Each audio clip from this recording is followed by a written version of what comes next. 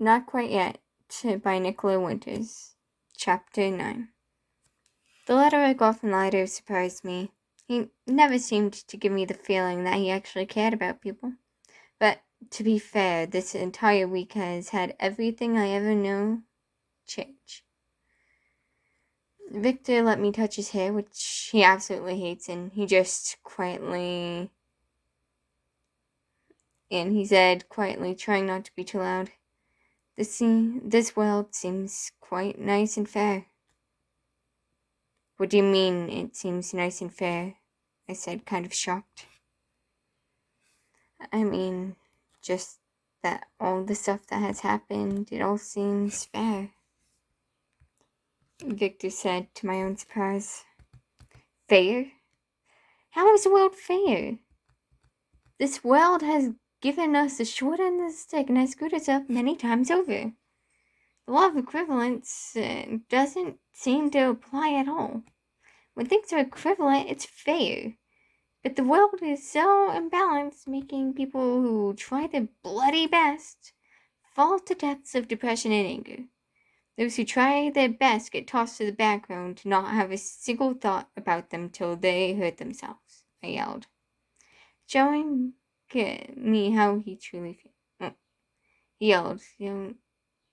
I yelled, showing him how I truly feel. People who are trying don't get anyone to even bat an eye, while those people who are not trying or half-hurting it, or half-hearting it, gets all the attention. It's just not fair. Why are the people who are trying their best any less important than those who aren't? How is any of it fair? Everyone has a different view of fairness, Victor said, upset with the argument over something he doesn't exactly find important. It's not supposed to be like that, though, I yelled, starting to break down a bit. There was a scientific law in everything. The world could follow that one rule that would make this world better and decrease suicide rates. Everything could be so much better, but no one cares about the opinion of those that are put in the background. Do what you want, but when the world stops caring about you, don't come crying to me when I try to warn you, I said, crying, but decided a walk would do me well and left his room and went out his front door. I took a walk to the park and sat there for a while, since I was a bit dizzy due to the days beforehand. I had a twig snap behind me and I turned my head to find myself making eye contact with Lido. I felt a little warmer than normal when I saw his eyes. His brown eyes shined beautifully in the light that was left from the day. Gabriel, what are you doing out when you are unwell? Lido asked, approaching me. He took a seat next to me on the bench and gave me a questioning look. I needed a walk after me and Victor got into a small spat, I said, looking at him, daring him to ask more questions.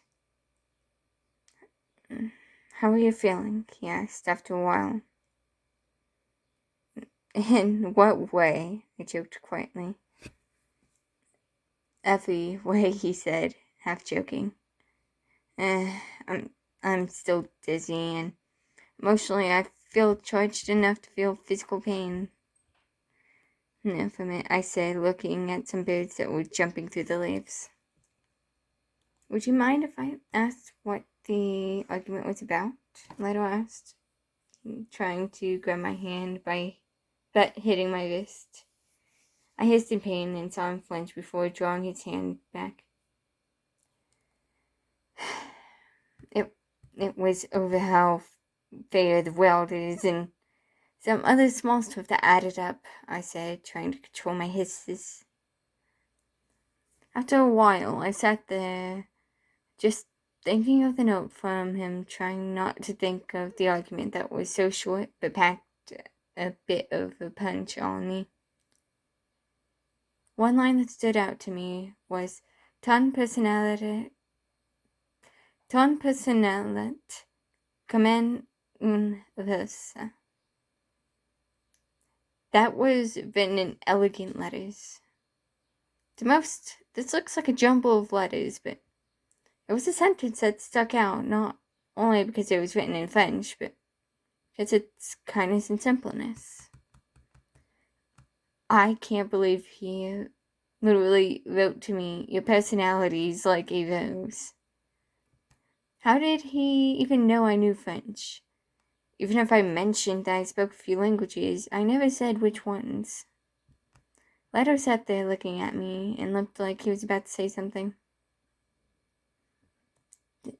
Did you get the note? He asked with a small smile before I looked away from him. Yeah, I'm still thinking about how I want to respond to it, I said honestly, grabbing my upper arm with my right hand. I need to think about it.